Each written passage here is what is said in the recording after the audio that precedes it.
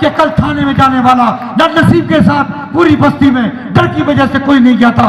तो कौन लिख रहा था? वो लिख रहा था जो अली का शेर था, जो मोहम्मद का गुलाम था, ये बंदा था जो था तो नसीब था जिसने सीओ से और एसडीएम से कह दिया था। एक था भांजा, एक मामू ने मुकदमा करवाया और भांजे ने जाके कह दिया कि फायर ब्रिगेड वालों कह दो कि हमारी मस्जिद नहीं है, यहाँ तो मदरसा चला रहे हैं। खुद अपने हाथ से वोट फाड़ दिया। पूछ सकते हो खुदा की कसम। अरे शर्म करो बहड़ी के नेताओं, अगर तुम्हें चेयरमैन नहीं बनना है और चेयरमैन का इलेक्शन नहीं लड़ना है तो घर में जाके चूड़ी पहन के बैठ जाओ और कह दो कि नसीब को जिता दे। क्यों? अगर एक काम नहीं करा तो वो केवल एक काम था जो इससे पिछले वाले नेताओं ने करवाया, उसके हम गुनहगार हैं। आप हमें माफ कर दें, हमने आप पे मुकदमा नहीं लगवाया। मुकदमा लगवाने का काम नसीब ने नहीं किया, बल्कि मुकदमा छुड़वाना और थाने से छुड़वाने का काम अगर किसी ने किया है तो नसीब अहमद ने किया है। स्टेशन से लेके आपके घर तक रखवाली करने वाले मौला शाह मियां हैं। यहाँ ये वो धरती है, ये वो शहीदों की धरती है जिसे लोग बहेड़ी के नाम से जानते हैं। मैं अपनी बात शुरू करूंगा कि आज दोस्तों मैं आपके बीच ज्यादा बात नहीं करूंगा, केवल आप मेरे भाई जो यहाँ आए हैं, केवल आज आने वाले जो भारतीय जनता पार्टी का मंसूबा है उसको समझने की कोशिश करिए। आज उत्तर प्रदेश ही नहीं पूरे देश के अंदर जो भारतीय जनता पार्टी के मंसूबे हैं, आज भारतीय जनता पार्टी के लोग एनआरसी के नाम पे, सीसीए के नाम पर, मॉब लिंचिंग के नाम पर जो हिंदुस्तान के अंदर खास तरीके से मुसलमान, दलित और पिछड़ों के ऊपर जो जुल्म हो रहे हैं, जो संविधान को तोड़ने की बात करते हैं, हम बहेड़ी के लोग जो 1947 से लेके आज तक कोई ऐसा हादसा नहीं हुआ, हमने जोड़ने की बात करी है। दोस्तों इस बहेड़ी को सलाम। एक बार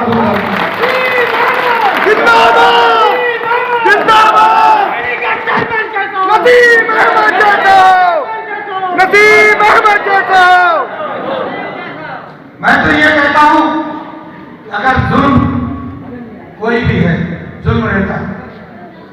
ये आपको पता होगा कि थोड़े दिन पहले अभी इस भारतीय जनता पार्टी की सरकार में राजस्थान के जो 2 बच्चे थे, नासिर और दूसरा जो था जुनैद था, उसको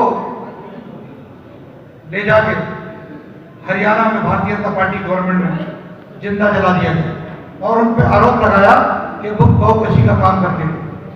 जबकि अब पुलिस ने उसकी पूरी चार्जशीट बना दी है। उसके बाद पता चला है कि वो एक ड्राइवर और एक क्लीनर था। आज सोच लिए दोस्तों, एक धर्म के को खत्म करने के लिए भारतीय जनता पार्टी जहां कोशिश कर रही है, मैं कहता हूं कि वो देश, वो कस्बा, अगर बहेड़ी के अंदर हमारे चंद हिंदू भाई ना हो तो बहेड़ी एक गुलदस्ते की तरह सजा हुआ नहीं दिखेगा। क्योंकि एक तरीके के फूल से हमारा गुलदस्ता मजा नहीं आता है जब तक यहाँ सिख समाज के लोग, जाटव समाज के लोग, वाल्मीकि समाज के लोग, अन्य बिरादरी के लोग मुसलमानों के साथ नहीं मिलेंगे तो बहेड़ी गुलदस्ता नहीं बन सकता। मैं मोदी जी और योगी जी को इस मंच के माध्यम से यहाँ बताना चाहता हूं कि भारतीय जनता पार्टी आज जिस तरीके से देश के अंदर आप देख रहे हैं कि उसका असर बहेड़ी में भी है। आज बहेड़ी के अंदर हमारे जो कुरैशी बिरादरी के लोग हैं, हाथ खड़े कर दे। मैं उन्हें बताना चाहूंगा कि हमारे यहाँ क्या हुआ, कि आपके यहाँ बहेड़ी में बात क्या हुआ, अखलाक, पहलू खान, तमाम लोग, इसमें हमारे वो लोग भी जो ऐसी समाज के लोग थे गुजरात में, उनके पास अगर दाढ़ी थी, उनके पास अगर पगड़ी पहने हुए थे, उनको बहुकशी के नाम पर उनकी हत्या कर दी गई।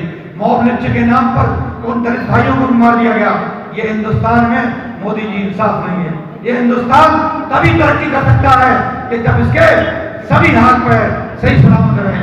मैं कहता हूं हिंदुस्तान में आज जो आबादी है वो 20% माइनॉरिटीज की भी है, अग्रहत्या भी है। अगर हमारी बॉडी पूरी हिंदुस्तान मान लिया जाए, अगर ये हमारा हाथ काट दिया जाए दोस्तों, तो क्या हमारी बॉडी काम कर सकती है? दोस्तों और साथियों, इसी तरीके से अगर यहाँ पर आपने ये सोचा कि मार के हम मुसलमानों को भगा सकते हैं, दलितों को भगा सकते हैं और हम यहाँ पे पिछड़ी जातों को उसका आरक्षण खत्म कर सकते हैं, तो आपकी भूल है। क्योंकि ये दुनिया, एक आपने वाक्य सुना होगा कि अफगानिस्तान जो पड़ोस में एक छोटा सा मुल्क है, अमेरिका ने, रूस ने की है, आज वहां पे कई अफगानियों का राज है। मैं ये बताना चाहता हूँ, ये हिंदुस्तान, ये हमारा प्रदेश, हमारा अपना वतन है। यहाँ जितनी कुर्बानियां हमारे हिंदू भाइयों की हैं, तो कहीं हमारे मुसलमान भाइयों ने अपनी कुर्बानी दी, तो अशफाकुल्लाह खान पीछे नहीं थे। अगर एक तरफ सही भगत सिंह फांसी पे चल रहे और ब्रिगेडियर उस्मान ने पाकिस्तान के छत्र छुड़ाने के लिए अपने जान की शहीदों की लगी है, जिसे हिंदुस्तान में रहते हैं, ये बात ये भी कभी मुस्लिम पैदा नहीं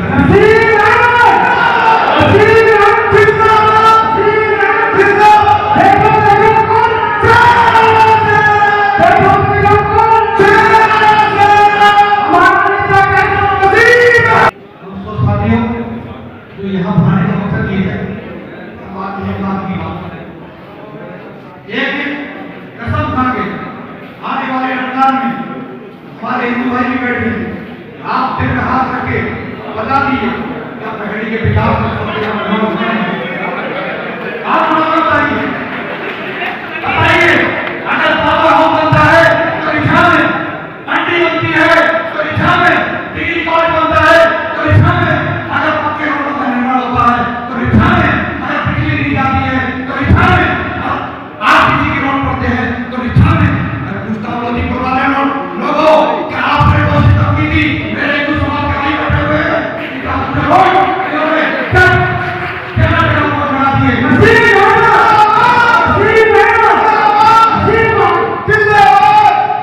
यहाँ पर जब इन्होंने बोर्ड लगा दिए कि रोड नहीं तो वोट नहीं, क्या ये नौबत आना चाहिए थी?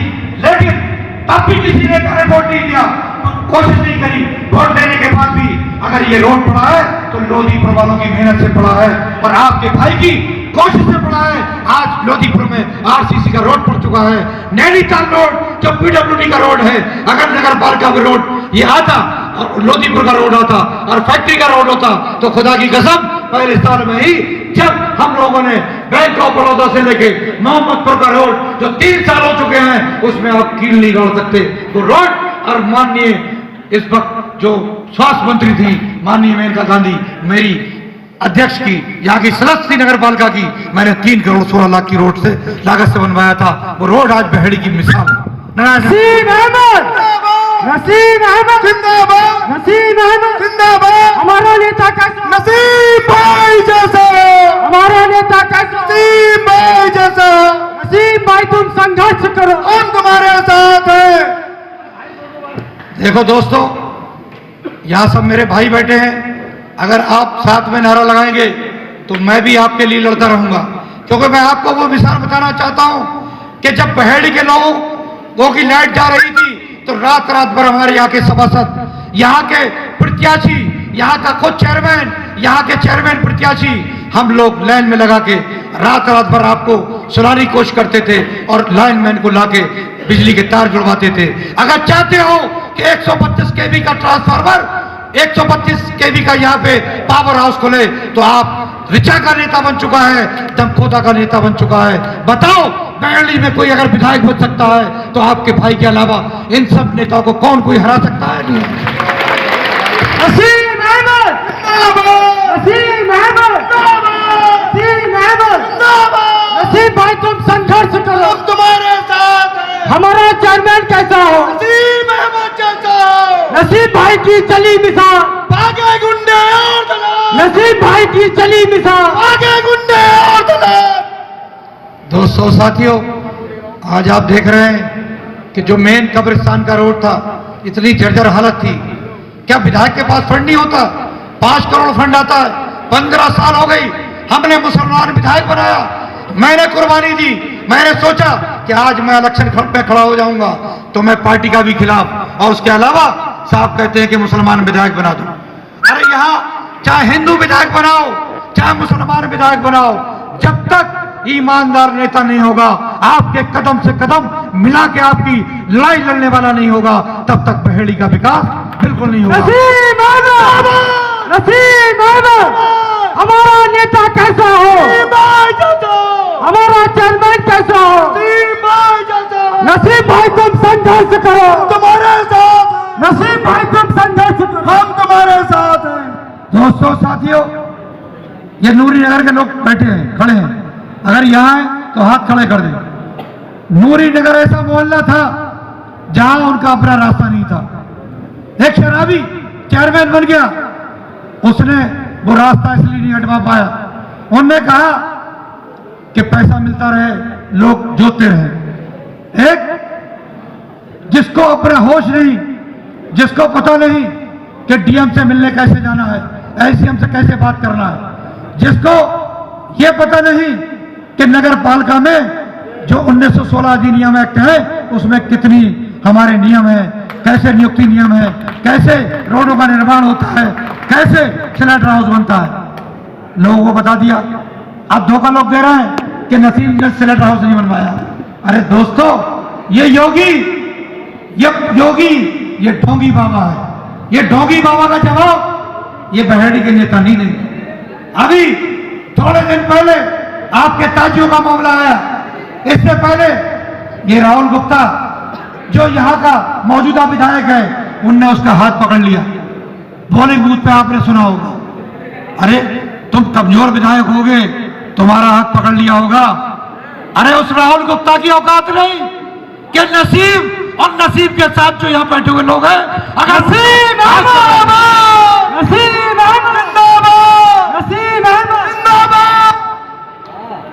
अगर यहाँ जो लोग बैठे हुए हैं, अगर उनकी तरफ आंख उठा के देख ले। दोस्तों साथियों, अभी ताजा घटना बता दूं आपको, ये लोग बैठे हुए हैं फायर ब्रिगेड के, थोड़े खड़े हो जाए जो फायर ब्रिगेड से आए लोग। अगर फायर ब्रिगेड के लोग हैं तो हाथ उठा दे। जहां जहां कल मस्जिद की बात हुई है, वहां दोस्तों 5 साल से मस्जिद बनी हुई और पिछले साल तरावी भी हुई, और तरावी जब हुई तो इस बार कल परसों अधिकारी वहां पहुंचे, और जब वहां पहुंचे तो उन्होंने कहा कि ये अवैध बनी हुई है, इसे बंद कर दो। एक नेता वहां पहुंच गए, एक नेता ने मुकदमा करवाया, एक था भांजा, एक मामू ने मुकदमा करवाया, और भांजे ने जाके कह दिया कि फायर ब्रिगेड वालों कह दो कि हमारी मस्जिद नहीं है, यहां तो मदरसा चला रहे हैं। खुद अपने हाथ से बोर्ड फाड़ दिया, पूछ सकते हो खुदा की कसम। अरे शर्म करो बहेड़ी के नेताओं, अगर तुम्हें चेयरमैन नहीं बनना है और चेयरमैन का इलेक्शन नहीं लड़ना है तो घर में जाके चूड़ी पहन के बैठ जाओ और कह दो कि नसीब को जिता दे। क्यों कि कल थाने में जाने वाला नसीब के साथ पूरी बस्ती में डर की वजह से कोई नहीं गया था, तो कौन निकला था? वो निकला था जो अली का शेर था, जो मोहम्मद का गुलाम था, ये बंदा था जो था तो नसीब था जिसने सीओ से और एसडीएम से कह दिया था मस्जिद 5 साल पहले ही है और नमाज 2 साल से चल रही है, अगर किसी ने रोका तो बहेड़ी का माहौल खराब हो जाएगा। ये कहने वाला आपका भाई था। बताइए, ऐसे आदमी की जरूरत है या ऐसे लोगों की जरूरत है? देखो देखो कौन आया, नसीम अहमद आया, नसीम अहमद आया। देखो देखो कौन आया, शेर आया, शेर आया। नसीम अहमद तुम संघर्ष करो, हम तुम्हारे साथ हैं। नसीम अहमद तुम संघर्ष करो, तुम्हारे साथ हैं। बहेड़ी का चेयरमैन कैसा हो? नसीम अहमद जैसा हो। कहने लगे कि भाई आप 1992 में बाबरी मस्जिद के बाद ये नियम आया है कि कोई भी परमिशन से मंदिर और मस्जिद नहीं बनेगा। तो मैंने कहा ये बहेड़ी में हम लोग, हमारे हिंदू और मुसलमान, ये एकता का प्रतीक है। अभी 2.5 साल पहले जाजूनगर में मंदिर बना है, कल लोधीपुर में भी मंदिर बनेगा, और जहां जरूरत होगी वहां मस्जिद भी बनेगी। हम ना मंदिर को बनाने को मना करेंगे, ना हमारे हिंदू भाई मस्जिद को बनाने को मना करेंगे। ये हमारे बहेड़ी की पहचान है। हमने कहा जितने मंदिर हैं, बोले चेयरमैन साहब यहां पे बताओ कितने नक्शे हैं मस्जिदों के और मंदिरों के पास। मैंने कहा यही बहेड़ी की खूबसूरती है कि कोई मंदिर और कोई मस्जिद नहीं है जिसका नक्शा नगर पालिका में हो। अरे हम अपना घर का नक्शा बनाएंगे, लेकिन भगवान और अल्लाह के घर के नक्शा बनाने के लिए हमारी हिम्मत है? हम उनके गुलाम हैं, हम उनके प्रजा हैं। दोस्तों, कल की बात थी, उसके बाद यहाँ के लोग बैठे हैं, बोले हम नमाज पढ़ें, मैंने जाके नमाज पढ़ो। ऐसे ही बात हमारे हिंदू भाई जो बैठे हैं, आरक्षण की लड़ाई लड़ रहे हैं, इनको शूद्रों में गिना जाता है, पिछड़े दलितों को।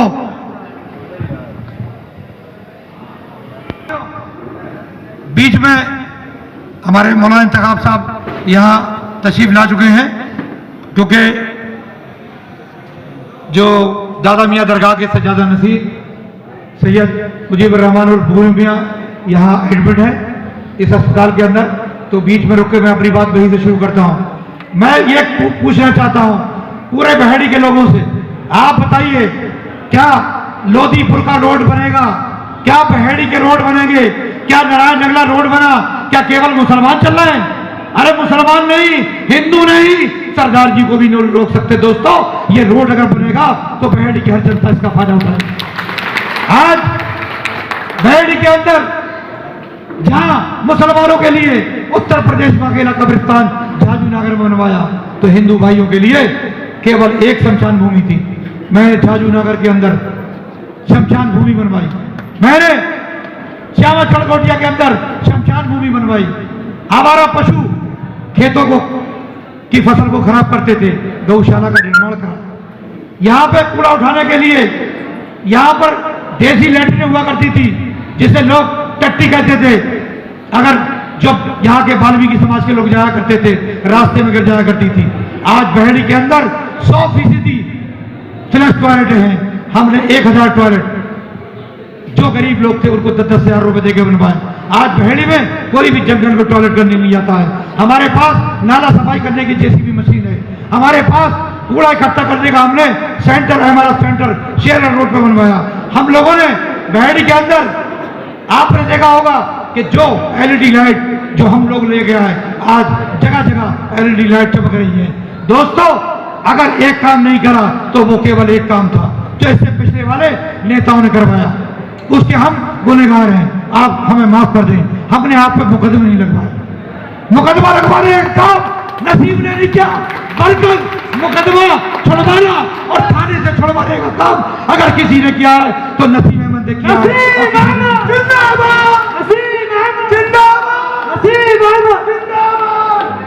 दोस्तों, साथियों, क्या चाहते हो? जिस नेता को हमने विधायक बनवाया वो बहेड़ी में आके कहता है कि किसी को विधायक बना दो, किसी को चेयरमैन बना दो, लेकिन नसीम को चेयरमैन बनने देता। अरे बहेड़ी के मुसलमानों और बहेड़ी के हिंदुओं, सुन लो कि यहाँ की जनता, जब लॉकडाउन में मैं गल्ला बांट रहा था तो मैं ये नहीं देख रहा था कि हिंदू है या मुसलमान है। गरीब का कोई जाति धर्म नहीं होता। जब यह बाढ़ आई थी तो यहाँ नूरी नगर, यहाँ लोधीपुर, सब यहाँ पर बाढ़ में थे और मैंने कंधे बराबर पानी में घुस के लोगों को खाना पहुंचाने का काम किया था। वो नेताजी कहाँ थे? मैं उन नेताजी से पूछना चाहता हूँ, जब कोरोना के अंदर उनका विधानसभा अध्यक्ष के वालिद खत्म हो गए थे, उनके जो इस वक्त बहुत बड़े नामी वकील अपने आप को कहलाते हैं, जो चेयरमैन प्रत्याशी हैं, उनके सगे जवान भाई की मौत हो गई थी, वो नेता कहाँ थे? तो कंधा देने और कोई नहीं आया था, आपका छोटा भाई कंधा दे रहा था और ये नहीं सोच रहा था कि ये मेरे विरोधी हैं। क्योंकि जो बहेड़ी में हम जब से आए हैं, हमने कभी नहीं कहा कि हमें फलां का वोट नहीं मिला है। अगर आज हम बहेड़ी के चेयरमैन हैं तो हम हिंदू, मुसलमान, सिख, हमें 25,000 जितने वोट पड़े थे हमें सब मिले हैं। हम ये नहीं कहते कि हमें वोट किसी ने नहीं दिया है। अरे पहले नहीं दिया होगा तो इस बार मिलेगा। दोस्तों, साथियों, ज्यादा कुछ न कह के आपसे एक बात और कहूंगा कि जो सबसे इंपॉर्टेंट चीज है आपके लिए, आप देख रहे हैं कि इस वक्त कि जो खास तरीके से बहेड़ी के अंदर हमारे पास जमीनें बहुत, शाहगढ़ के अंदर करीब 170 बीघा और हमारे गवर्नमेंट स्कूल के सामने करीब 100 बीघा। मेरा वादा है, बहेड़ी बनाओ।